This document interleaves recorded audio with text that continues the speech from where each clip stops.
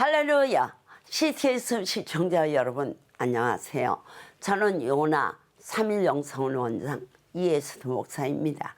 오늘은 마태복음 5장 33절과 34절의 말씀을 통해서 맹세와 서원의 한계라는 주제로 함께 은혜를 나누려고 합니다. 구약 율법에서는 하나님의 이름을 가지고 거짓 맹세를 하거나 하나님의 이름을 욕되게 사용하지 못하도록 규정하고 있지요. 그러면 예수님 당시의 유대인들은 과연 어떠했을까요? 그들은 오직 하나님의 이름으로 맹세한 것만 지키면 되고 다른 것으로 맹세한 것은 전혀 지키지 않아도 된다는 식으로 축소 해석한 것을 발견하게 됩니다. 저체 이스라엘 백성들은 일단 하나님의 이름으로 맹세하면 반드시 지켜야 한다고 믿었습니다. 가장 대표적인 예로서 입다의 서원을 들을 수 있겠지요.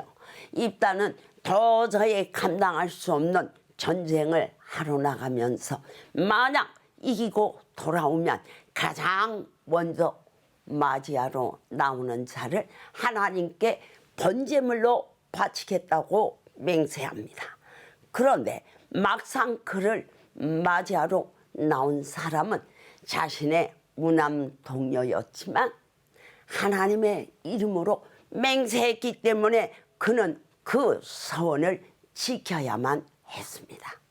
이런 성경의 역사를 통해 이스라엘 백성들이 하나님의 이름으로 맹세한 것이라면 무조건 지킨다는 사실을 발견하게 됩니다.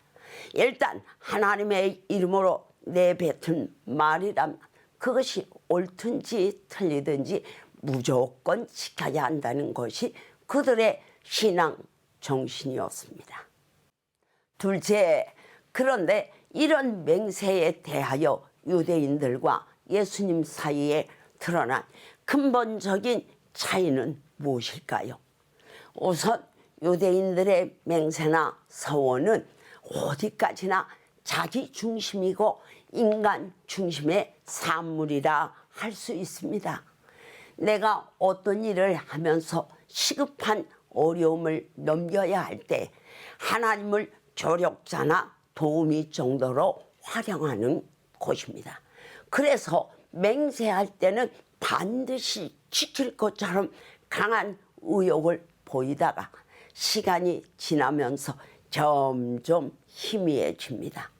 이와 달리 예수님께서는 맹세에 대한 계명은 철저하게 하나님 중심으로 보아야 바로 이해할 수 있고 지킬 수 있다고 말씀하십니다.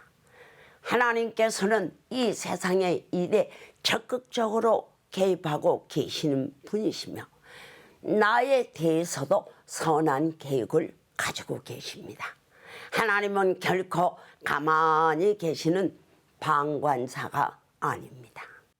셋째, 그래서 예수님께서는 절대 맹세하지 말라고 말씀하셨습니다.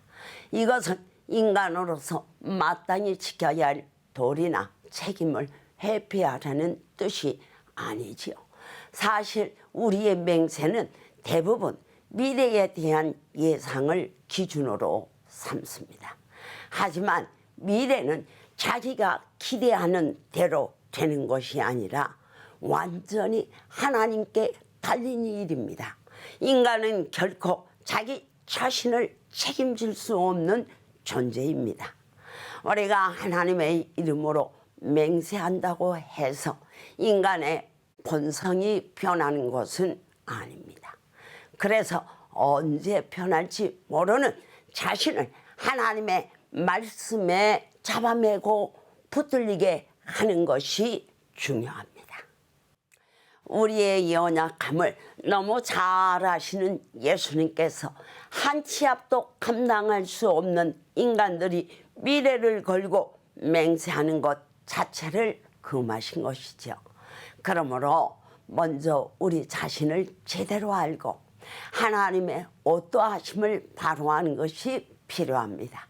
그러면 감히 자신의 유익을 위하여 하나님을 나의 욕심에 끌어들이는 서부른 짓은 하지 않게 될 것입니다. CTS 시청자 여러분, 우리 모두 이스라엘 백성들의 맹세가 지극히 인간 중심에서 비롯된 것을 아시고 절대 맹세하지 말라고 하신 것을 보면서 오직 하나님 중심으로 살아가는 성도가 되시기를 주님의 이름으로 축원합니다.